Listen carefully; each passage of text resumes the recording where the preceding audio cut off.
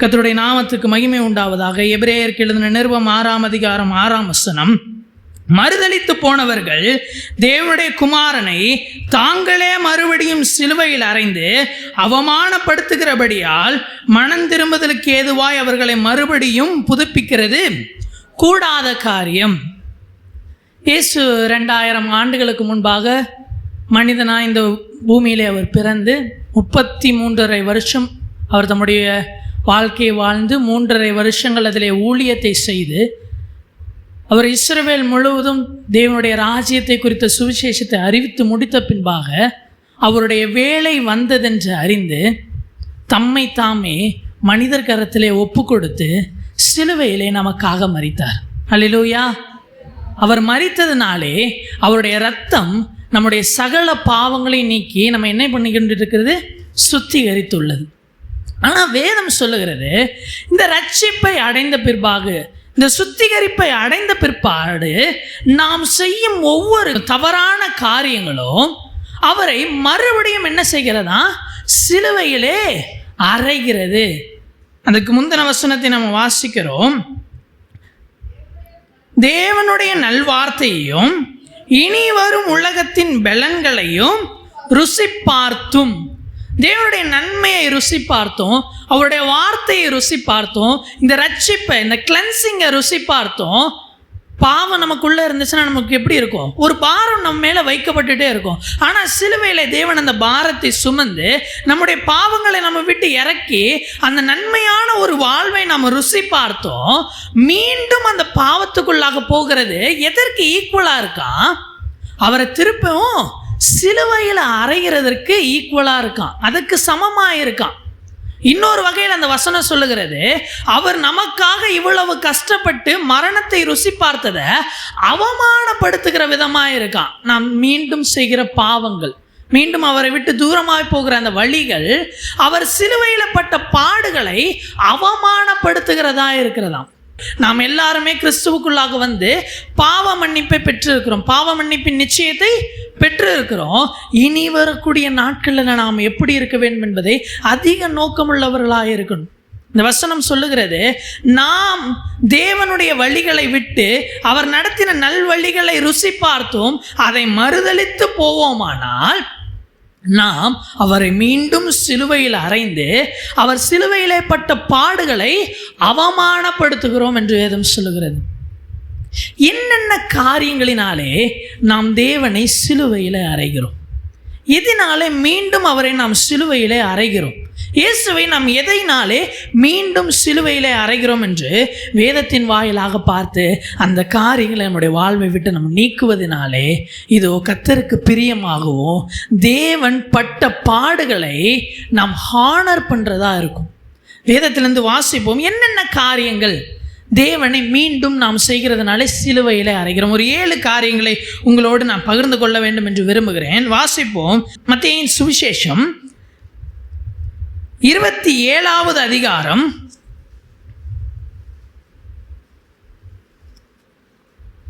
17வது வசனம்.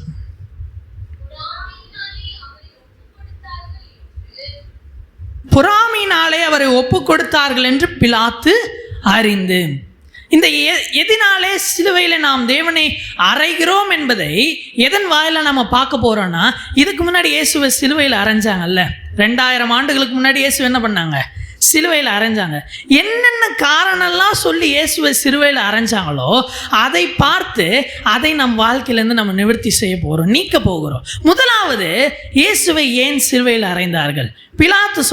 பிலாத்து மனசில் நினைக்கிறாரு, பொறாமையினாலே அவரை ஒப்பு கொடுத்தார்கள் என்று பிலாத்து அறிந்து. முதலாவது காரியம், நாம் இயேசுவை எதனாலே சிலுவையில் அறைகிறோம் என்றால், நம் வாழ்க்கையிலே நாம் கொண்டிருக்கிற பொறாமை, மற்றவர்கள் மீது நாம் கொண்டிருக்கிற பொறாமை இயேசுவை மீண்டும் சிலுவையில் அறைகிறது. கிறிஸ்துவுக்குள்ளாக ரட்சிக்கப்பட்டு வந்த நாம் கொண்டிருக்கிற ஒவ்வொரு விதமான பொறாமையும் இயேசுவை என்ன பண்ணுது? மீண்டும் சிலுவையிலே அறைகிறது. வாசிப்போம். ரோமருக்கு எழுதின நிருபம் 13ஆம் அதிகாரம் 13வது வசனம்.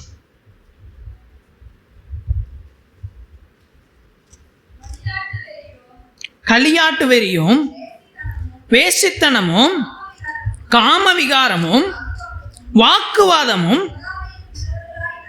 பொறாமையும் உள்ளவர்களாய் நடவாமல்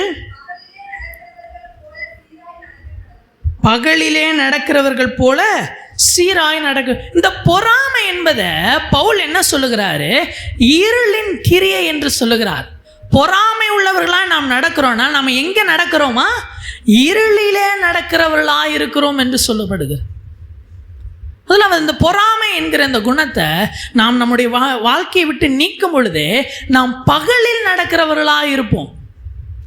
அப்போஸ்தலர் நடபடிகளில் வாசிக்கிறோம். அப்போஸ்தலர் நடபடிகள் 13வது அதிகாரம் 45வது வசனம் சொல்லுகிறது,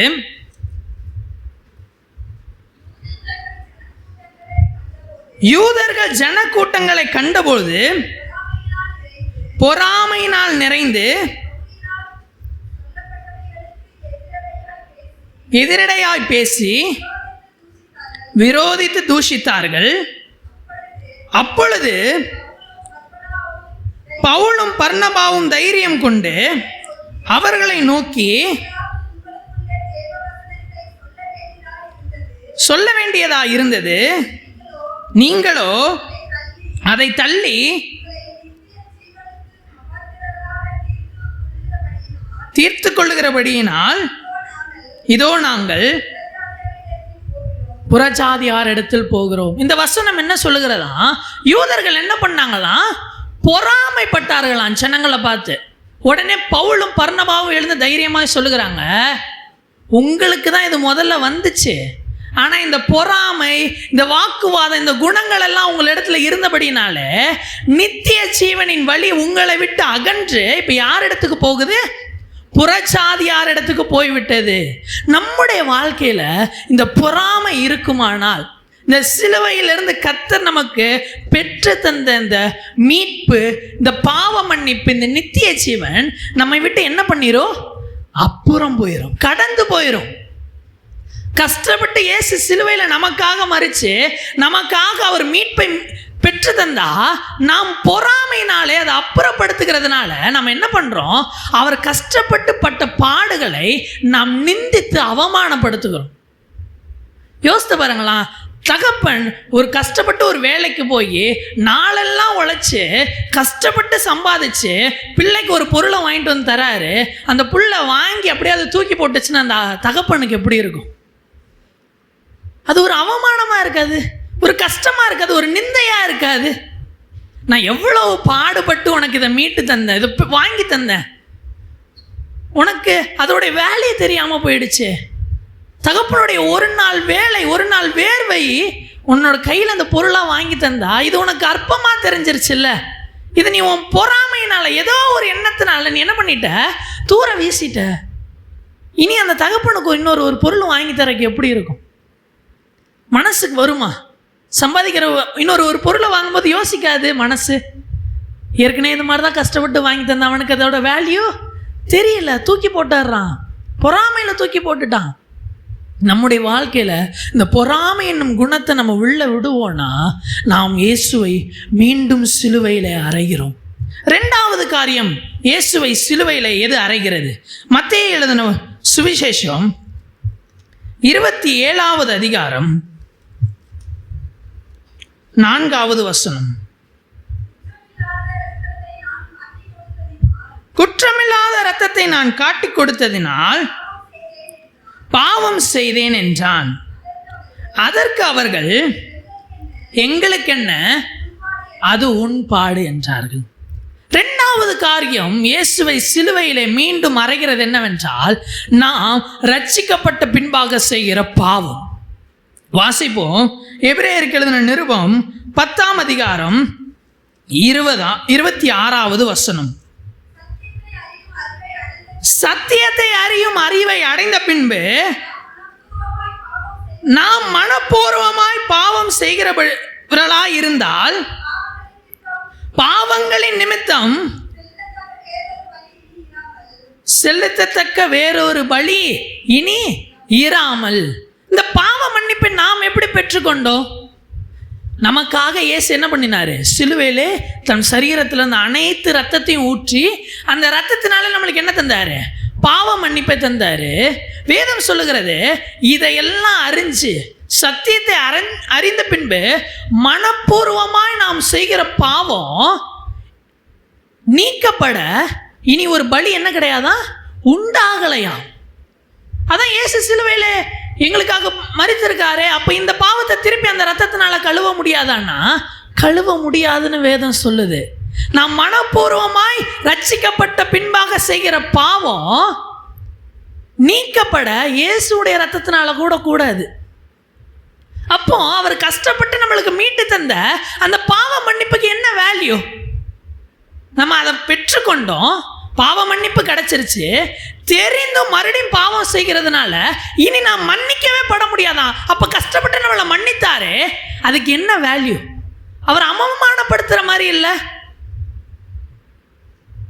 நம்ம சேத்துக்குள்ள விழுந்துட்டோம், ஒருத்தர் ஓடி வந்து சேத்துக்குள்ள அந்த அழுக்கையும் பாராம எகிரி குதிச்சு நம்மளை வெளியே கொண்டு வந்து நம்மளை கழுவி உட்கார வச்சா மறுபடியும் ஓடி போய் நம்ம சேத்துக்குள்ள குதிக்கிறோம்னா அந்த மனுஷனுக்கு என்ன மரியாதை? நம்மளை காப்பாத்தினவருக்கு என்ன மரியாதை? அவருக்கு அது அவமானம் இல்லையா? தான் அழுக்காகிறன்றது கூட மனசுல நினைக்காம நமக்காக அந்த அழுக்குல குதிச்சாரு இல்ல, என்ன மரியாதை அதுக்கு? சிலுவையை குறித்து தியானிக்கிற நாம நடந்ததை நினைச்சு நன்றி சொல்லுகிறதோட அல்ல, அதை ஹானர் பண்ற விதமா திருப்பி அதுக்கு மரியாதை செலுத்துகிற விதமா அதை அவமானப்படுத்தாம நடந்து கொள்ளணும் வாழ்க்கை முழுவதும். நாம் இனி செய்கிற ஒவ்வொரு துணிகரமான பாவமும் மீண்டும் மீண்டும் இயேசுவை சிலுவையில் அறைந்து கொண்டே இருக்கிறது. மார்க் எழுதின சுவிசேஷம் 14ஆம் அதிகாரம் 4ஆம் வசனத்தை வாசிப்போம்.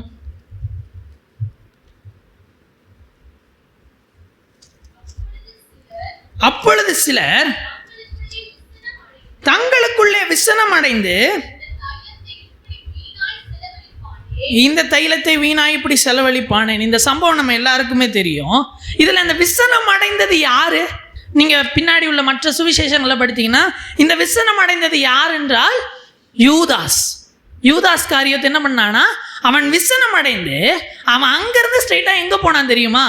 பிரதான ஆசாரியர்கள் இடத்துல போய் அவரை காட்டி கொடுக்க போனானாம். 10ஆம் வசனம் அப்படியே வாசிப்போம். அப்பொழுது 12 ஒருவன் ஆகிய யூதாஸ் காரியோத்து என்பவன் அவரை பிரதான ஆசாரியருக்கு காட்டி கொடுக்கும்படி அவர்களிடத்தில் போனான். இப்ப இந்த யூதாஸுக்கு ஒரு கோபம். இந்த கோபத்தினால என்ன பண்றான்? பாவம் செய்ய போகிறான். என்ன பாவம்? தேவனை காட்டி கொடுக்க போகிறான். இதை அவன் அறியாம பண்ணல. என்ன பண்ணல? அறியாம போய் அவன் பிரதான ஆசாரியர் இடத்துல காட்டி கொடுக்க போகல, துணிகரமாய் போறான். ஏன்? அவனுக்குள்ள இருந்த கோபம். நிறைய நேரங்கள்ல கோபத்தின் முக்தினால நம்ம என்ன பண்ணிடுறோம்? பாவம் பண்ணிடுறோம். வேதம் சொல்லுது, கோபம் கொண்டால என்ன பண்ணாதிருங்க, பாவம் செய்யாதிருங்க. நிறைய நேரங்கள்ல ஏதோ ஒரு கோபம், ஏதோ ஒரு விசனத்துல என்ன பண்ணிடுறோம்? பாவத்தை துணிகரமா செய்யறோம். அவனை நான் பழி வாங்கி அவன் அதுக்காக என்ன பண்ணுவேன், இதை நான் செய்வேன் அப்படின்னு நம்ம பாவத்தை துணிகரமாக செய்கிறதுனால என்ன பண்ணுகிறோம்? மனிதர்களை நம்ம காயப்படுத்தல, தேவனை சிலுவையில் மீண்டும் காயப்படுத்திக்கிட்டு இருக்கோம். யோவான் எழுதின சுவிசேஷம் 13ஆம் அதிகாரம் 27ஆம் வசனம் சொல்லுகிறது, அவனுக்குள்ள சாத்தான் புகுந்தானா. யாருக்குள்ள? யூதாஸ் காரியத்துக்குள்ள சாத்தான் புகுந்தானா. அப்ப அவன் என்ன பண்ணியிருக்கான்? உள்ளுக்குள்ள இடத்தை காலியா வச்சிருக்கான். அவனுடைய இருதயத்துக்குள்ள யார் அவன் வைக்கல? இயேசுவை வைக்கல. அதனாலதான் அவங்க யாரால வர முடியுது? சாத்தானால வர முடியுது. துணிகரமா நம்ம என்ன பண்ணுகிறோம்னா நிறைய நேரங்கள்ல இடத்தை ஓப்பன் பண்ணி வைக்கிறோம். துணிகரமா பாவத்துக்கு இடம் கொடுக்கிறோம். பாவம் செய்ய இடத்தை நம்ம ஒப்பு கொடுக்கிறோம். அதனால என்ன பண்றான்? சாத்தான் புகுந்து நம்மை கொண்டு பாவத்தை செய்து நம்மாலே இயேசுவை மீண்டும் சிலுவையில் அறைகிறான். நம்முடைய வாழ்க்கையில இயேசுவை மீண்டும் சிலுவையில் அறையத்தக்கதாக நம்ம பாவத்திற்கு இடம் கொடுக்கக்கூடாது. இயேசுவை மீண்டும் சிலுவையில் அறைகிறோம், அது ஒரு பட்சம். இன்னொரு பட்சத்தில் இதிலிருந்து நம்மளுக்கு மீட்பினி உண்டாகாது. வேதம் சொல்லுகிறது, இனி ஒரு பலி இல்லை, நேரடியாக இனி என்னதான் இருக்கு? நியாய தீர்ப்பே உங்களுக்கு வைக்கப்பட்டிருக்கிறது என்று அறிந்து கொள்ளுங்கள் என்று வேதம் சொல்லுகிறது. இயேசுவை மீண்டும் நம்ம சிலுவையில் அறையக்கூடாது. இயேசுவை சிலுவையில் அறைகிற மூன்றாவது காரியம் என்ன?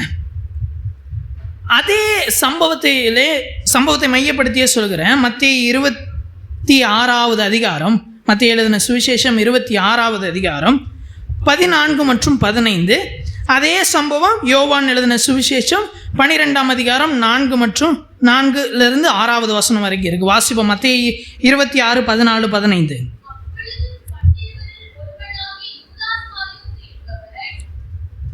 பிரதான ஆசாரியரிடத்திற்கு போய்,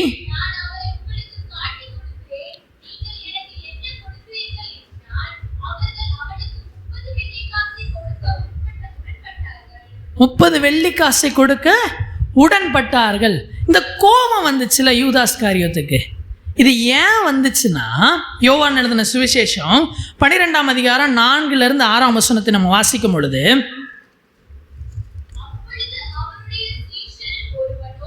அப்பொழுது அவருடைய சீஷரில் ஒருவனும்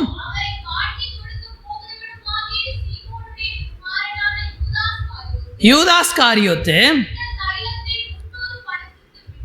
இந்த தைலத்தை 300 பணத்துக்கு விற்று தரித்திரருக்கு கொடாமல் போனதென்ன என்றான். அவன் தரித்திரரை குறித்து கவலைப்பட்டு இப்படி சொல்லாமல், அவன் திருடனானபடியினாலும்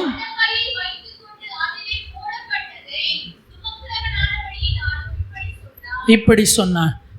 மூன்றாவது காரியம், இயேசுவை மீண்டும் சிலுவையில் அறைகிறது என்ன தெரியுமா? பணத்தின் மீது நாம் கொண்டிருக்கிற ஆசை. இந்த பண ஆசை மீண்டும் இயேசுவை சிலுவையில் அறைகிறது. எப்படி பார்ப்போம். இந்த சம்பவத்தில் பார்க்குறோம், யூதாஸ்காரியோத்து மரியாள் வந்து இயேசுனுடைய பாதத்தில் தைலத்தை ஊற்றுகிறா. அது வந்து ஒரு 300 பணத்துக்கு கொல்லப்பட வேண்டிய தைலம். இவனுக்கு அந்த பணத்தின் மீது ஒரு ஆசை. ஒருவேளை அதை வந்து அவள் காலில் ஊற்றாமல் இயேசுகிட்ட கொடுத்துருந்தா யார் கையில் இயேசு அதை கொடுத்துருப்பாரு? யூதாஸ் கையில் கொடுத்துருந்துருப்பாரு. ஏன்னா அவன் தான் என்ன வச்சுட்டு இருந்தானா? பணப்பையை வச்சுட்டு இருந்தானா. இயேசுக்கு வர எல்லா காணிக்கையும் கலெக்ட் பண்ணுறதே அவன் தான். வேணுன்றப்ப அவன் என்ன பண்ணிப்பான்? அதுக்குள்ளே கையை உள்ளே விட்டு வேணுன்ற காசை எடுத்து அவன் செலவு பண்ணுவான். அவன் திருடனாக இருந்தான் என்று வேதம் சொல்லுகிறது. அவன் அதுலேருந்து திருடுவானா. அவனுக்கு இந்த 300 பணத்து மேலே ஆசை. அது அவனுக்கு கிடைக்கலன்னொடனே அவன் என்ன பண்ணுறான்? அந்த பண ஆசையினால பிரதான ஆசாரியர் இடத்துல போய் சொல்கிறான், நான் இயேசு உங்களுக்கு காட்டி கொடுக்குறேன், எனக்கு என்ன தருவீங்க? 30 வெள்ளிக்காசு தரோம் அப்படின்றான். உடனே அவன் என்ன பண்ணுறான்? ஒத்துக்கிட்டு இயேசுவை காட்டி கொடுக்க துணிக்கிறான். அந்த பண ஆசை அவனை இயேசுவை சிலுவையில் அறைய, அவரை ஒப்பு கொடுக்க அவனை ஏவிற்று. 1 தீமோத்தேயு புஸ்தகத்தில் 6ஆம் அதிகாரம் 10ஆம் வசனம். 1 தீமோத்தேயு, பண ஆசை எல்லா தீமைக்கும் வேறாயிருக்கிறது. இந்த பணத்தின் மீது கொண்ட அவனுடைய ஆசை யார் அவன் கண்ணுக்கு மறைச்சிருச்சு? மீட்பராகிய கிறிஸ்துவையே அவன் கண்ணுக்கு மறைச்சிருச்சு. எபிரேயருக்கு எழுதின நிருபம் 13ஆம் அதிகாரம் 5ஆம் வசனம் சொல்லுகிறது. எபிரேயருக்கு எழுதின நிருபம் 13ஆம் அதிகாரம் 5ஆம் வசனம், நீங்கள் பண ஆசை இல்லாதவர்களாய் நடந்து உங்களுக்கு இருக்கிறவைகள் போதும் என்று எண்ணுங்கள், நான் உன்னை விட்டு விலகுவதும் இல்லை என்று அவர் சொல்லி இருக்கிறாரே. இங்கே பவுல் சொல்லி கொடுக்கிறார், பண ஆசை இல்லாதவர்களாய் நடந்து கொள்ளுங்கள். ஏன்? ஆண்டவர் ஒரு வார்த்தை சொல்லியிருக்காருப்பா. என்ன சொல்லியிருக்காரு? அவர் உன்னை விட்டு விலகுவதும் இல்லை, உன்னை கைவிடுவதும் இல்லைன்னு அவர் சொல்லிட்டாரு. அதனால என்ன வேணாம் உனக்கு? பண ஆசை உன்னிடத்துல இருக்க வேணாம். அப்போ பண ஆசை வரும் என்றால் நம்ம என்னென்ன இப்போ யோசிக்கிறோம்? இயேசுடைய வாக்கு தத்தத்தை என்ன பண்ணிட்டோம்? மறந்து போனனால தான் என்ன நம்மளுக்குள்ள வருது? பண ஆசை வருது. இல்லைன்னா இன்னொரு வகையாக சொல்லணும்னா, நான் இயேசுவை நம்பலப்பா, அவர் என்னை எப்பனாலும் கைவிட்டுருவாருன்னு நான் நினைக்கிறேன், அதனால நான் எதை சேர்க்கிறேன்? பணத்தை சேர்த்துக்கிட்டு இருக்கேன் அப்படின்றது அந்த வசனம் சொல்ல வருது. பண ஆசை இல்லாதவர்களாய் நடந்து உங்களுக்கு இருக்கவைகளை போதும் என்று எண்ணுங்கள், நான் உன்னை விட்டு விலகுவதும் இல்லை, உன்னை கைவிடுவதும் இல்லை என்று அவர் சொல்லி இருக்கிறாரு. அவர் அப்படி சொல்லி இருக்கிறனால உனக்கு என்ன வேணாம்? பண ஆசை வேணாம். பண ஆசை நமக்கு வருதுன்னா நம்ம என்ன நினச்சி அதை நம்ம பணத்தின் மேலே ஆசை கொள்கிறோம் என்றால் இயேசு என்ன கைவிட்டுருவார். அவர் எனக்காக சிலுவையில் மறிச்சதை நான் என்ன பண்ணலை? மதிக்கலை. அந்த ரத்தம் என்னை காப்பாற்றாதுன்னு நான் நினைக்கிறேன். அதனால நான் என்ன பண்ணுறேன், என்னை காப்பாற்றுவதற்காக பணத்தை நான் சேர்க்குறேன். எனக்கு பணத்தின் மேலே ஆசை இருக்குது அப்படின்றது தான் பணத்தின் மேலே ஆசை கொள்கிறதனுடைய எண்ணம். பணத்தின் மீது நமக்கு ஆசை வருதுன்னா அதுக்கு காரணம் என்னென்னா, நம்ம சிலுவையை மதிக்கலை. அவர் என்னை விட்டு விலக மாட்டார், உன்னை காப்பாற்றுவேன்னு சொன்ன வாக்கு தத்தத்தை நான் மதிக்கலை. அதனால தான் எனக்கு என்ன வருது, பண ஆசை வருது. ஐஸ்வர்யவானாக இருக்கக்கூடாதா அப்படின்னா இல்லை, நல்ல ஐஸ்வர்யவான்களாக இருக்கணும். வேதம் சொல்லுகிறது 2 கொரிந்தியர் 8ஆம் அதிகாரம் 9வது வசனம்.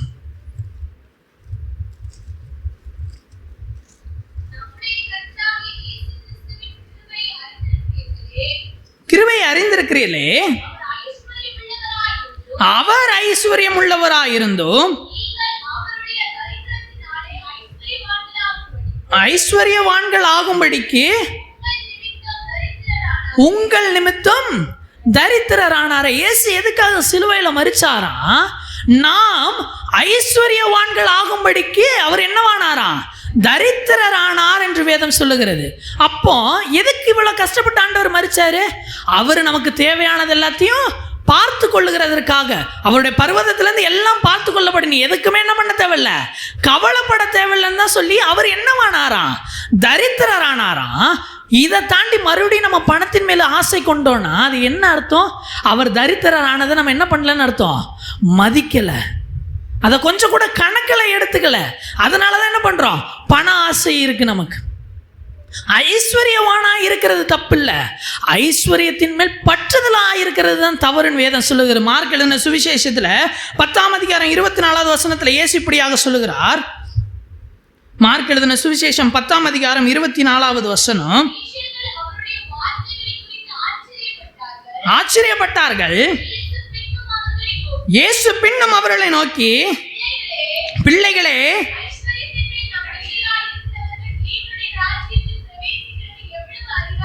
ஐஸ்வர்யத்தின் மேல் நம்பிக்கையாயிருக்கிறவர்கள் தேவனுடைய ராஜ்யத்தில் பிரவேசிக்கிறது எவ்வளவு அரிதாயிருக்கிறது. எதற்காக இயேசு சிலுவையில் மரிச்சாரு? நாம் அந்த பரலோக ராஜ்யத்தை சுதந்திரித்துக் கொள்ளணும்னு மரிச்சாரு. அப்ப ஐஸ்வர்யத்தின் மேல் நம்ம நம்பிக்கை வைக்கிறோம்னா பரலோகம் வேணான்னு சொல்றோம். பரலோகம் வேணான்னா அவர் நமக்காக மரித்ததை நம்ம அவமானப்படுத்துகிறோம். நீங்க எதுக்காக எனக்காக மரிச்சிங்க, எனக்கு ஒன்றும் அது அவசியமே இல்லையே, எனக்கு பரலோகமே வேணாம், நான் ஐஸ்வர்யத்தின் மேலே தான் நம்பிக்கையாக இருப்பேன்னு நம்ம பண ஆசை உடையவர்களாக இருப்போமானால் நாம் அவருடைய சிலுவையின் பாடுகளை அவமானப்படுத்துகிறோம். அதனாலே அவரை மீண்டும் நாம் சிலுவையிலே அறைகிறோம். 4வது காரியம், எதனாலே நாம் தேவனை சிலுவையிலே மீண்டும் அறைகிறோம்? 4வது காரியம் என்னவென்றால், வேதத்தினுடைய வெளிப்பாடு இல்லாமை. வேதத்திலிருந்து வெளிப்பாடை நாம் பெற்றுக்கொள்ளாமல் இருக்கிறோம் என்றால் இயேசுவை மீண்டும் சிலுவையில் அறைகிறோம். இன்னொரு வார்த்தையில் சொல்லணும்னா, நமக்கு தெரிஞ்சதுக்குள்ள, நாம் அறிந்து கொண்டதுக்குள்ள ஆண்டவரை அடக்கிறது. நான் இயேசுவை எப்படி தான் தெரிஞ்சிருக்கேன், ஆசீர்வதிக்கிற தேவனா மட்டும்தான் தெரிஞ்சிருக்கேன். அதனால் ஆண்டவர் என்ன பண்ணக்கூடாது, என்ன தண்டிக்கக்கூடாது. நான் தப்பு பண்ண என்ன பண்ணக்கூடாது, தண்டிக்கக்கூடாது. ஏன் ஆண்டவர் தண்டிக்கிறாரு? இயேசு ஆசீர்வதிக்கிற தேவன் தானே. நிறைய இடத்துல நீங்கள் கேட்டிருப்பீங்க, இயேசு ஆசீர்வதிக்க தானே செய்வார், அவர் தண்டிப்பாரா? வேதத்தில் சொல்லுது அவர் சிட்சிக்கிற தேவன். தகப்பன் தன் பிள்ளையை சிட்சிக்கிறது போல அவர் நம்மளை பிள்ளையாக பார்க்கிறபடினா நம்மளையும் அவர் என்ன பண்ணுவார், சிட்சிப்பார். இல்லை இல்லை இல்லை, தேவன் ஆசீர்வதிக்க மட்டும்தான் நான் படிச்சிருக்கேன், அதனால் ஆண்டவர் எப்படி தான் இருக்கணும், எனக்கு ஆசீர்வதிக்கிறவதாக தான் இருக்கணும்னு சொல்லி நாம் அறிந்து கொண்ட வெளிப்பாடுகளுக்குள்ளாக ஆண்டவர் அடக்கிறோன்னா அவரை மீண்டும் நாம் சிலுவையில் அறைகிறோம். இயேசுவின் மீது 3 குற்றச்சாட்டுகளை வைத்தாங்க. முதலாவது குற்றச்சாட்டு, அவர் தம்மை தேவனுடைய குமாரன் என்று சொன்னாருன்னு ஒரு குற்றச்சாட்டு வச்சாங்க. 2வது அவர் மீது வைத்த குற்றச்சாட்டு என்ன என்றால், இவர் ஆலயத்தை இடித்து 3 நாளைக்குள்ளேயே கட்டுவேன்னு சொன்னாரு, நாங்கள் அதை கேட்டோன்னு 2வது குற்றச்சாட்டு வச்சாங்க. 3வது குற்றச்சாட்டு என்ன வச்சாங்கன்னா, இவர் தம்மை யூதருடைய ராஜான்னு சொன்னாரு, தம்மை ராஜாவை போல ஆக்கி கொண்டாரு அப்படின்னு சொல்லி 3 குற்றச்சாட்டை வைத்தாங்க. இந்த 3 மெய்யா பொய்யா? அவர் தேவனுடைய குமாரனா? ஆம், நிச்சயமாகவே அவர் தேவனுடைய குமாரன். அவர் ஆலயத்தை இடித்து 3 நாளைக்குள்ளே கட்ட முடியுமா? அவரால் கட்ட முடியும். வேதம் சொல்லுகிறது, அவர் இந்த கட்டிடத்தை குறித்து சொல்லாதபடிக்கு தம்முடைய சரீரத்தை குறித்து சொன்னார் என்று. 3வது, அவர் யூதருடைய ராஜாவா? ஆமா, அவர் மெய்யாகவே யூதருடைய ராஜா. ஆனால் இதையே அவர்கள் குற்றச்சாட்டாய் வைத்து அவர் எதில் அரைஞ்சாங்க? சிலுவையில் அரைஞ்சாங்க. ஏன்? வெளிப்பாடு இல்லை. வேதத்திலிருந்து அவங்களுக்கு என்ன இல்லை? வெளிப்பாடு இல்லை. அவங்க தேவன் இப்படிதான் வருவாரு, அப்படிதான் வருவாருன்னு அவங்க ஒரு அறிவை வச்சிருந்தாங்க. அதுக்குள்ள யாரை அடக்கிட்டாங்க? தேவனையே அடக்கி வச்சிட்டு இருந்தாங்க. இல்ல இல்ல, தேவனா இருந்தா இப்படிதான் பண்ணணும். ஏன்? நாங்க அப்படிதான் அறிஞ்சு வச்சிருக்கோம். அவர் எங்க தான் பிறக்கணும்? ராஜ குலத்துல ராஜ வீட்டில் தான் பிறக்கணும். ஏன்? அப்படிதான் நாங்க அறிஞ்சு வச்சிருக்கோம். அதனால அது தேவனாவே இருந்தாலும் நாங்க அறிஞ்ச மாதிரி வரலன்னா நாங்க என்ன பண்ணுவோம்? சிலுவையில் அறைவோம். கன்னத்திலையும் அறைவோம், சிலுவையிலையும் அறைவோம். ஏன்? நாங்க யோசிச்சு வச்சிருக்கிற மாதிரி கடவுள் வரலப்பா, அதனால நாங்க கடவுளையே கொல்லுவோம். நான் நம்ம அறிந்த வெளிப்பாடுகளுக்குள்ளாக ஆண்டவர் அடக்கணும்னா நாம் மீண்டும் மீண்டும் தேவனை சிலுவையில் அறைகிறோம். அவர் தேவனுடைய குமாரன் என்று சொன்னதை கேட்டு பிரதான ஆசாரியர்கள்லாம் என்ன பண்ணிக்கிட்டாங்களாம்? சட்டையை கிழிச்சுக்கிட்டு கத்துனாங்களாம். தேவ தூஷணத்தை கேட்கிறோமே, இதுக்கு மேல என்ன வேணும் எங்களுக்கு? இவனை என்ன பண்ணி ஆகணும்? கொன்னறணும் அப்படின்றாங்க. ஆலயத்தை இடித்து கட்டுவேன்னு அவர் தம்மை குறித்து, தம்முடைய சரீரத்தை குறித்து சொன்னாருன்னு வேதத்துல நம்ம என்ன பண்ணல? ஆராய்ச்சி பார்க்காம, ஐயோ தேவாலயத்தை இடிப்பாராம், 40 வருஷமா கஷ்டப்பட்டு நாங்க கட்டுவோமா, இவர் 3 நாள்ல கட்டிடுவாரா அப்படின்னு குற்றம் சாட்டுகிறாங்க. தேவன் தம்முடைய சொந்த ஜனங்களுக்கு ராஜாவா இருக்கணும்னு வந்தா, இவர் பெரிய யூதருடைய ராஜாவா அப்படின்னு சொல்லி அதை தலைக்கு மேலே போர்டில் எழுதி அவமானப்படுத்தினாங்க. நாமும் சரியான அந்த வேதத்தினுடைய வெளிப்பாடை அடையாமல் இருந்து தேவனை நாம் அறிந்து கொண்டதில் கட்டுப்படுத்தி வச்சிருக்கோம்னா அவரை சிலுவையில் அரைஞ்சிக்கிட்டு இருக்கோன்னு அர்த்தம். தேவன் நமக்கு போதிக்க நம்முடைய கண்களை திறக்க தேவனிடத்துல காத்திருக்கணும். ஆண்டவரே, இந்த வேதத்தின் ரகசியங்களை அறிந்து கொள்ளும்படி என்னுடைய கண்களை திறந்துருளுங்க. ஆண்டவரே, நீங்கள் நிறைய விஷயத்த சொல்லியிருக்கீங்கப்பா. நீர் இதைகளுக்கு எல்லாவற்றுக்கும் அப்பாற்பட்டவர். நான் ஏதோ குருவி மூளைக்குள்ள உண்மை இப்படி கற்பனை பண்ணி வச்சிருக்கேன். இல்லை ஆண்டவரே, நீங்கள் அதுக்கு எல்லாவற்றுக்கும் அப்பாற்பட்டவர்னு இந்த வேத வாக்கியங்களில் உள்ள வெளிப்பாடை அறிந்து கொள்ள ஆவலாக இருக்கும் பொழுதே அவர் சிலுவையில் அடைந்த அந்த பாடுகளுக்கு நாம் கனம் பண்ணுகிறோம்.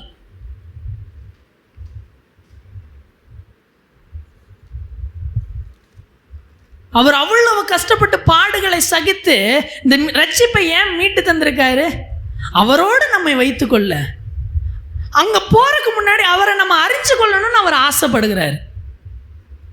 சிலுவை குறித்ததான உபதேசம் கெட்டு போகிறவர்களுக்கு எப்படி இருக்குமா? பைத்தியமா இருக்குமா? இது மிகப்பெரிய ரகசியம்னு வேதம் சொல்லுது. இந்த சிலுவை குறித்ததான உபதேசம் மிகப்பெரிய ரகசியமா. இதை அறிந்து கொள்ளுகிறதுக்கு நம்ம ஆவல் உள்ளவர்களாக இருக்கணும்.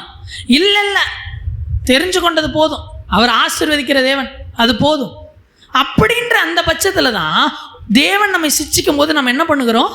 வழி விலகி போகிறோம். ஏன்னா அவர் சிட்சிக்கிற தேவன் என்பதை நாம் என்ன பண்ணிக்கல, அறிந்து கொள்ளாமல் இருந்தபடினாலே தேவனுடைய நடக்கைகளை நாம் அறிந்து கொள்ளலை. தேவன் நம்மை நடத்துகிற வழியை நாம் அறிந்து கொள்ளாமல் போகிறதுக்கு காரணம் வெளிப்பாடு நமக்கு இல்லை. இயேசு பிறந்த டைமில் எதை ஆராய்ச்சி பார்த்தாங்க?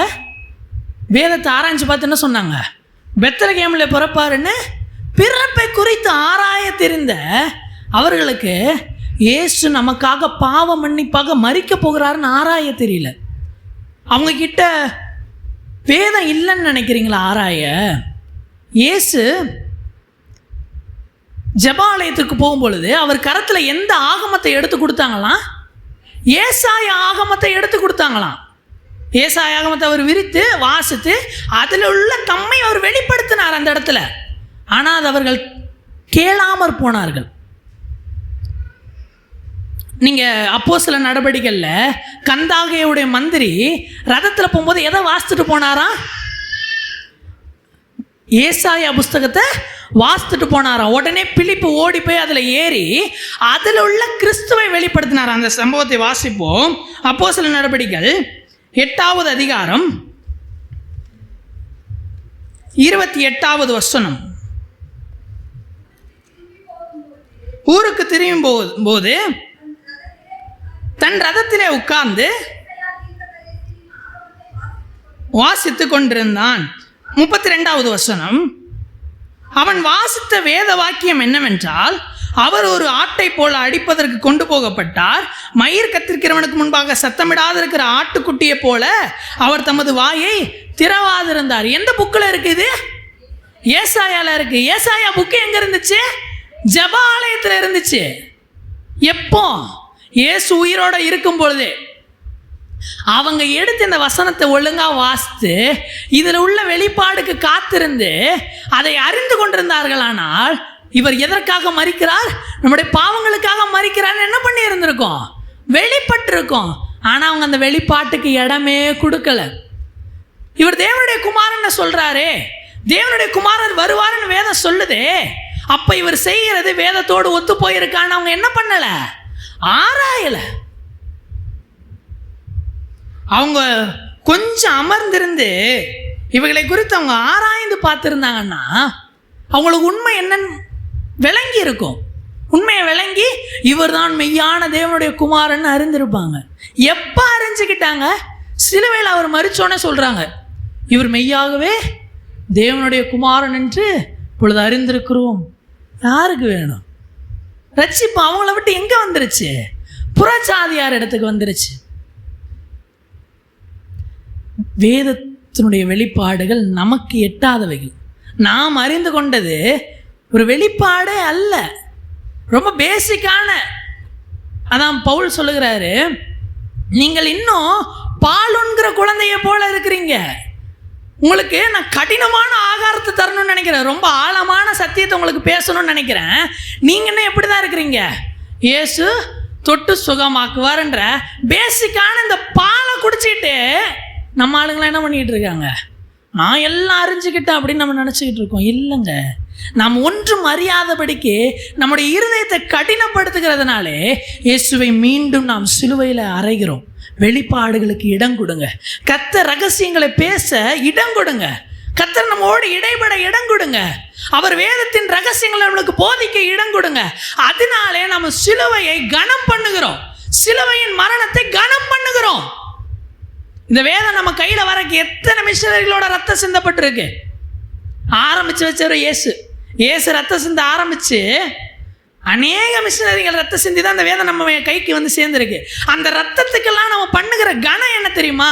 இதில் உள்ள வெளிப்பாடை அறிந்து கொள்ளுகிறது. அதை அறிந்து கொள்ளாதபடிக்கு நம்ம இருதயத்தை கடினப்படுத்துவோம்னா இத்தனை மரணங்களை நாம் கனவீனப்படுத்துகிறோம். இயேசுனுடைய மரணத்தில் தொடங்கி ஒவ்வொரு மிஷனரிகளுடைய மரணத்தையும் நம்ம கனவீனப்படுத்துகிறோம். 5வது காரியம், இயேசுவை எது சிலுவையில் அறைகிறது? மார்க் எழுதின சுவிசேஷம் 15ஆம் அதிகாரம் 15வது வசனம்.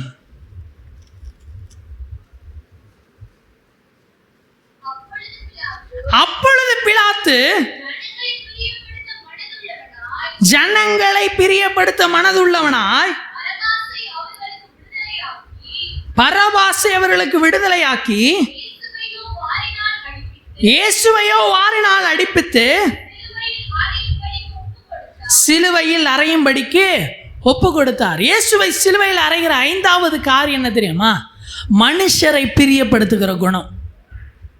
பிலாத்து அங்க இருக்க ஜனங்கள் எல்லாரும் இவரை சிலுவையில் அறைங்கன்னு சொன்னதுக்கு நம்ம இந்த ஒரு மனுஷனை சிலுவையில் அரைஞ்சிட்டோம்னா என்ன பண்ணிடலாம்? இத்தனை ஜனங்களை என்ன பண்ணிக்கலாம்? நம்ம கைக்குள்ள போட்டுக்கலாம். இவங்கெல்லாம் யார் பட்சத்தில் வந்துருவாங்க? நம்ம பட்சத்தில் வந்துருவாங்க, என்னை நம்ப ஆரம்பிச்சிருவாங்கன்னு சொல்லி மனுஷரை பிரியப்படுத்தும் பொருட்டு பரபாசை விடுதலையாக்கி இயேசுவை வாரினால் அடிப்பித்து சிலுவையில் அறைய ஒப்பு கொடுத்தான். வேதத்தில் நம்ம பார்க்குறோம், யாக்கோபு உடைய நிருபத்தில் 4ஆம் அதிகாரத்தில் 4ஆம் வசனம், விபச்சாரிகளே உலக சிநேகம் தேவனுக்கு விரோதமான பகை என்று அறியீர்களா? கர்த்தரை பற்றி கொண்ட பின்பாக, கர்த்தரையே நம்பி வாழுகிற ஒரு வாழ்க்கைக்குள்ளாக அவர் ரத்தத்தினாலே மீட்கப்பட்டு வந்த நாம ஒரு ஆதாயத்திற்காக, ஒரு வேலை நடக்கணுன்றதுக்காக கர்த்தரிடத்தில் காத்தில்லாம மனுஷரை பிரியப்படுத்தி அவர்களை ஆதாயப்படுத்த எத்தனிப்போமானால் நாம் தேவனை கனவீனப்படுத்துகிறோம், கர்த்தருக்கு விரோதமாய் பகைக்கிறோம் என்று வேதம் சொல்லுகிறது. உலகத்தில் நாம் கொண்டிருக்கிற சிநேகம், மனுஷர் மேல் வைத்திருக்கிற பிரியம், மனுஷரை பிரியப்படுத்த நாம் செய்கிற ஒவ்வொரு காரியம் கர்த்தரை கனவீனப்படுத்துகிறது, அவரை பகைக்கிறது. கலாத்தியர் 1:10 சொல்லுகிறது. கலாத்தியருக்கு எழுதின நிருபம் 1:10. இப்பொழுது நான் மனுஷரையா தேவனையா யாரை நாடி போதிக்கிறேன்? மனுஷரையா பிரியப்படுத்த பார்க்கிறேன்? நான் இன்னும் மனுஷரை பிரியப்படுத்துகிறவனா இருந்தால் கிறிஸ்துவின் ஊழியக்காரன் அல்லவே. தேவன் சிலுவையிலே மரித்து அவருடைய ரத்தத்தினாலே நம்மளை ஆசாரியர்களாகவும் ராஜாக்களாகவும் என்ன பண்ணியிருக்காராம்? மாற்றி இருக்கிறாரு. இப்போ நான் மனுஷரை பிரியப்படுத்துற மாதிரி நான் நடந்துக்கிறேன்னா அப்ப நான் யாருக்கு ஆசாரியனா இல்லை? கிறிஸ்துவின் ஆசாரியன் அல்ல, கிறிஸ்துவின் ஊழியக்காரன் அல்லவேன்றாரு. நான் மனுஷரை பிரியப்படுத்துற மாதிரி நடந்துக்கிறேன்னா நான் யாருக்கு ஊழியக்காரன் கிடையாது? கிறிஸ்துவின் ஊழியக்காரனே கிடையாது. அவர் கஷ்டப்பட்டு ரத்தத்தை சிந்தி என்ன ஊழியக்காரனா மாத்திருக்காரு. நம்மளெல்லாம் யாரா மாத்திருக்காரு? ஆசாரியர்களா, ஊழியக்காரர்களா மாத்திருக்காரு. நான் மனுஷரை மறுபடியும் பிரியப்படுத்திட்டு இருக்கேன்னா அவர் என்ன ஊழியக்காரனா மாத்தினவருக்கு நான் என்ன பண்ணல? ஊழியம் பண்ணல. அவர் ஊழியக்காரனே நான் கிடையாது. அப்ப யார் ஊழியக்காரன்? நான் மனுஷருக்கு ஊழியம் செய்கிறேன், பிசாசுக்கு ஊழியம் செய்கிறேன். நான் மனுஷரை பிரியப்படுத்தி வாழ்றேன்னா நான் யாருடைய ஊழியக்காரனா மாறிட்டேன்? பிசாசுனுடைய ஊழியக்காரனா மாறிட்டேன். அப்ப என்ன கஷ்டப்பட்டு ஆசாரியனா மாற்றின அவருடைய ரத்தத்துக்கு என்ன கணம்? என்ன கணத்தை நான் செலுத்துகிறேன்? நான் போய் பிசாசு ஊழியம் பண்ண போறேன்னா நான் ஏன் அவருடைய ரத்தத்தினால மீட்கப்படணும்? அது ஏன் என்னை சுத்திகரிக்கணும்? அவர் ஏன் எனக்காக மரிக்கணும்? நாம் மனுஷரை பிரியப்படுத்துகிறவர்களாக இருப்போமானால் நாம் பிசாசுக்கு ஊழியக்காரர்களாக இருக்கிறோமே அன்றி கர்த்தருக்கு ஊழியம் செய்யலை. கர்த்தரின் ஆசாரியர்கள் அல்ல. அவர் கஷ்டப்பட்டு நம்மளை ஆசாரியர்களாக மாற்றினதுக்கு பிரயோஜனமே இல்லை. 6வது காரியம், எதனாலே நாம் தேவனை சிலுவையில் அறைகிறோம்? எபிரேயருக்கு எழுதின நிருபம் 6:6 துவக்கத்திலே வாசித்த அதே வசனத்தை திரும்ப வாசிப்போம். மறுதலித்து போனவர்கள் அவமானப்படுத்துகிறபடி. அது யாரா? மறுதலித்து போனவர்கள். நாம் தேவனை மறுதலிப்போமானால், அறிந்து கொண்ட இயேசுவை மறுதலிப்போமானால் நாம் அவர் என்ன செய்கிறோமா? சிலுவையில மீண்டும் அறைகிறோம், அவரை அவமானப்படுத்துகிறோம். இப்போ இயேசுவை பிடிச்சு கொண்டு போய் பிலாத்துக்கு முன்னாடி நிறுத்துறாங்க, பிரதான ஆசாரியர்களுக்கு முன்னாடி நிறுத்துறாங்க, அண்ணாக்கு முன்னாடி நிறுத்துறாங்க. இவங்களுக்கு முன்பாகலாம் அவர் நிற்கும் பொழுது பரிசேயர்கள் என்ன பண்றாங்க? அங்கே நிறைய பொய் சாட்சிகள் என்ன பண்ணி வச்சிருக்காங்க, ஏற்படுத்தி கொண்டு வந்து நிறுத்துறாங்க. அவங்களாம் என்ன பண்றாங்க? இயேசுவை குறித்து சாட்சி சொல்றாங்க, இவர் இப்படிப்பட்டவர், இவ்வளோ மோசமானவர்னு. அது பொய் சாட்சி தான். ஆனா ராஜாவை பொறுத்த வரைக்கும் அது என்னது? சாட்சி, ஒரு ஹை விட்னஸ். இவர் தப்பு பண்ணாருன்றதுக்கு அவங்களாம் யாரு? ஹை விட்னஸ், கண்ணால் கண்ட சாட்சிகள் அவங்கலாம். இப்போ கோர்ட்டில் எதை வச்சு தீர்ப்பு சொல்லுவாங்க? கண்ணால் கண்ட சாட்சிகளை வச்சு, ஆதாரங்களை வச்சு என்ன பண்ணுவாங்க? இவன் குற்றவாளின்னு தீர்ப்பாங்க. இப்போ இயேசுவை கொண்டு போய் நிறுத்துறாங்க. இப்போ அவருக்கு எதிராக சாட்சி சொல்ல ஒரு கூட்டம் இருந்துச்சு, அவருக்கு சாதகமாக சாட்சி சொல்லுகிற கூட்டம் எங்க? அவர் 3 ஆண்டுகளாய் சுற்றி தெரிந்து ஒரு கூட்டத்தை சம்பாதிச்சார்ல, அவங்களாம் என்ன பண்ணியிருக்கணும்? ஒரு பட்சத்தில் வந்து நின்று என்ன பண்ணியிருக்கணும்? இல்லை இல்லை, இவர் நன்மையை செய்தாரு, அதற்கு நாங்கள் என்னவா இருக்கிறோம்? சாட்சிகளாக இருக்கிறோம்னு சொல்லி இருக்கணும்ல. அந்த சாட்சிகள் எல்லாம் எங்க? அவர்கள் எல்லாரும் அவரை மறுதலித்து அவரை விட்டு ஓடி போனார்கள். அப்போஸ்தலர் நடவடிக்கைகள் 3:13 அபிஷேகம் பெற்றதுக்கு பிற்பாடு பேதுரு சொல்லுகிற வார்த்தையை வாசிங்க. ஆபிரகாம், ஈசாக்கு, யாக்கோபு என்பவர்களுடைய தேவனாகிய நம்முடைய பிதாக்களின் தேவன் தம்முடைய பிள்ளையாகிய இயேசுவை மகிமைப்படுத்தினார். அவரை நீங்கள் ஒப்பு கொடுத்தீர்கள். பிலாத்து அவனை விடுதலையாக்க தீர்மானித்த போது மறுதளித்தீர்கள்.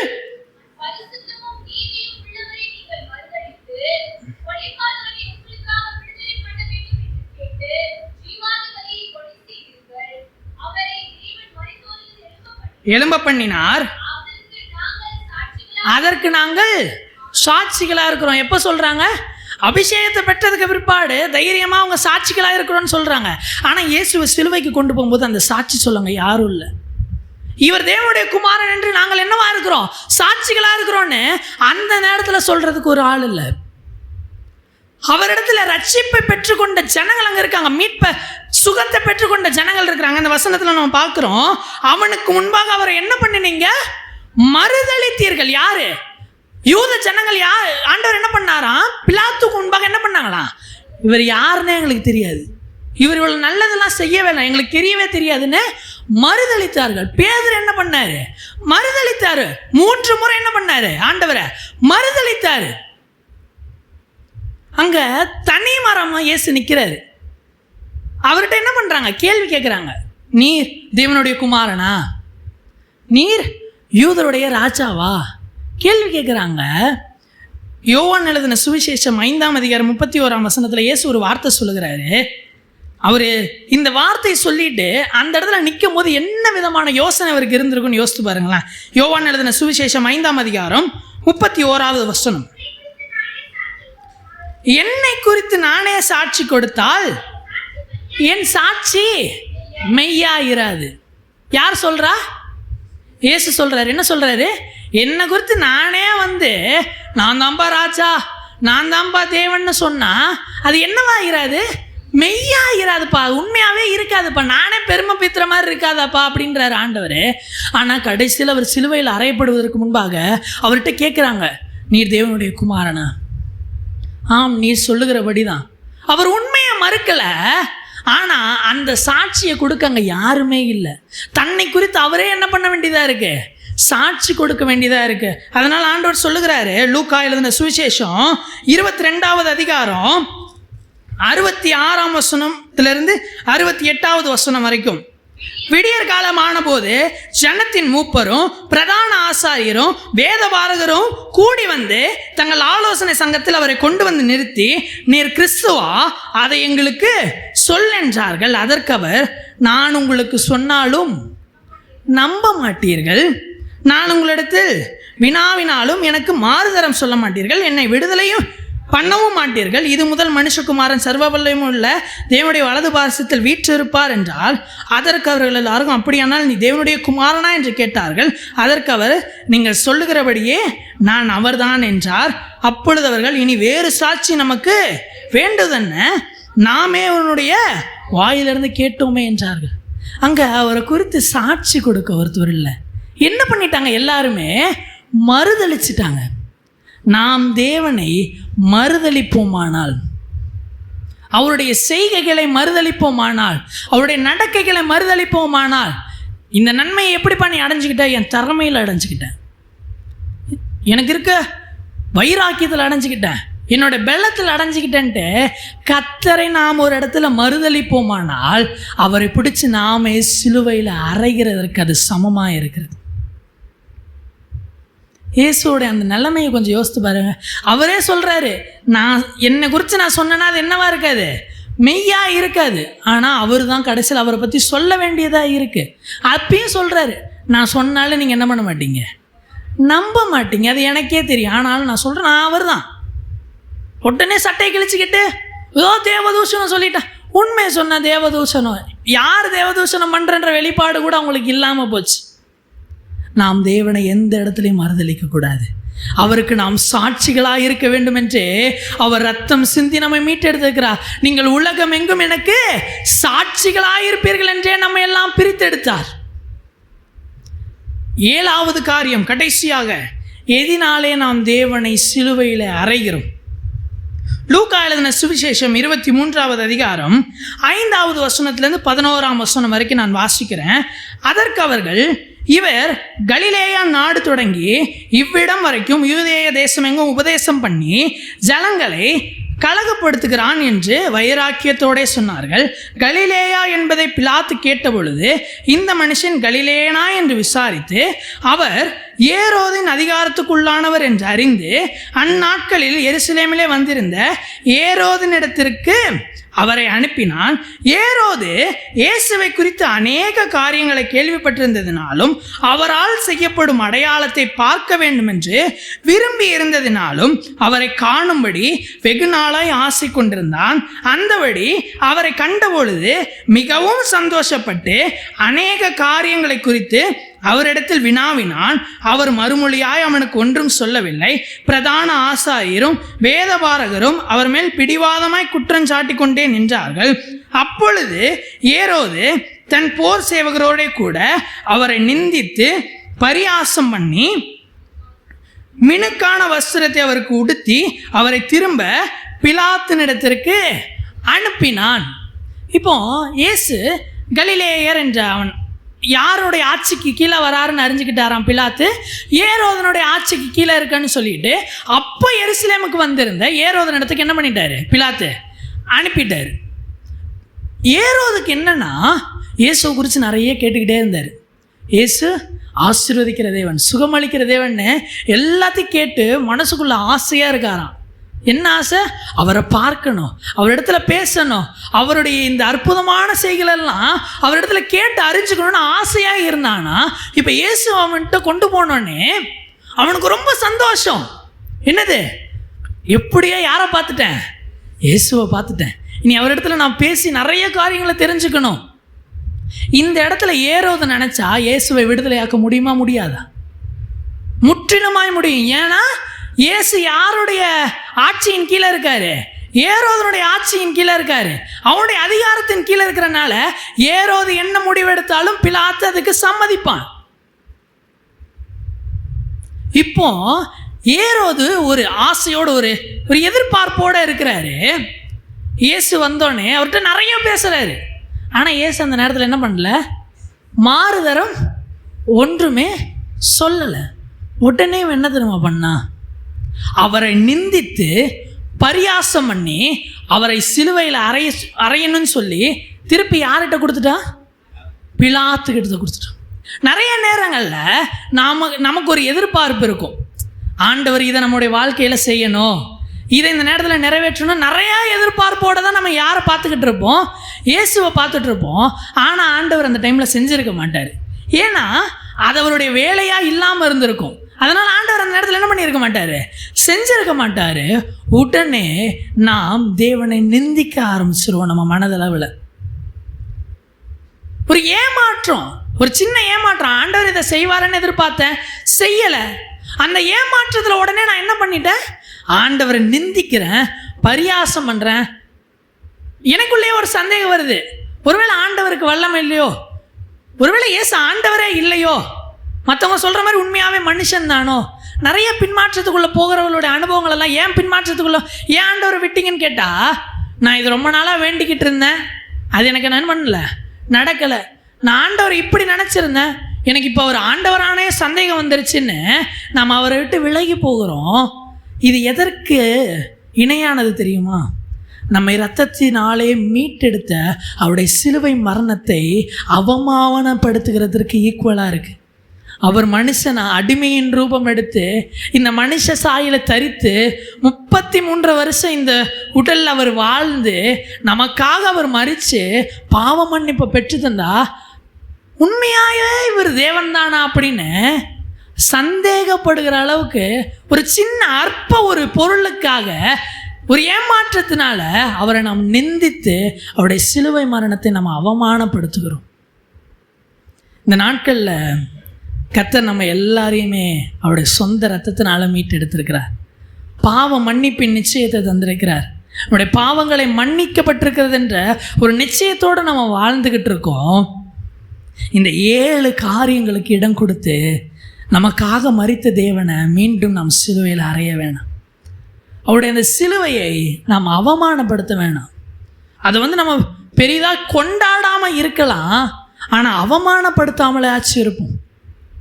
ஒருவேளை ஆவுன்னு ஒரு நம்ம அறிந்தவர்களிடத்துலலாம் சுவிசேஷத்தை நீங்கள் சொல்லி தேவனுடைய மரணத்தை கொண்டாடாமல் இருந்திருக்கலாம். அவர் எனக்காக மரிச்சார் தெரியுமான்னு அந்த சமாரிய ஸ்திரீ ரட்சிப்பை அடைந்து கொண்ட பொழுது தேவன் நம்மளோடும் இருக்கிறாருன்னு அறிந்து கொண்டோன்னே ஊருக்குள்ளே ஓடி எல்லாருக்கும் அறிவித்தாளாம். அது போல் ஒருவேளை நீங்கள் சொல்லாமல் இருந்தீங்கன்னா கூட பரவாயில்ல, ஆனால் அதை அவமானப்படுத்துகிற விதமாய் ஒன்றையும் செய்யாதீங்க. இந்த குட் ஃப்ரைடே, இந்த புனித வெள்ளி, இந்த நாளில் நாம் ஒன்றை கெட்டியாய் பற்றி கொள்வோம். அவர் நமக்காக மரித்திருக்கிறாரு. அவரை நாம் மீண்டும் எந்த ஒரு சூழ்நிலையிலும் அவரை அவமானப்படுத்தி மீண்டும் சிலுவையில் அறையாதபடிக்கு ஜாக்கிரதை உள்ளவர்களாய் நடந்து கொள்வோம். கர்த்தர் நமக்காக அந்த சிந்தின அந்த இரத்தத்தினுடைய மேன்மையை எப்பொழுது காத்து கொள்வோம். ஏன்னா இது நமக்காக சிந்தப்பட்ட விலையேற பெற்ற ரத்தம்.